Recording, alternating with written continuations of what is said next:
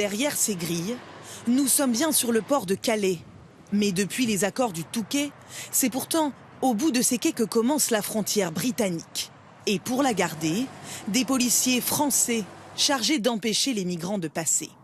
Pour sécuriser cette frontière, le gouvernement britannique fait aujourd'hui un geste, une rallonge budgétaire, 50,5 millions d'euros.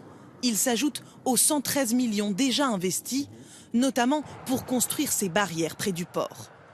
Mais selon ce syndicat de police, l'essentiel de la facture restera supporté par la France. Pour Calais, je pense que ce ne sera pas suffisant. S'il y a plus de 320 CRS qui occupent le terrain, ça coûte énormément d'argent. Ils sont là H24.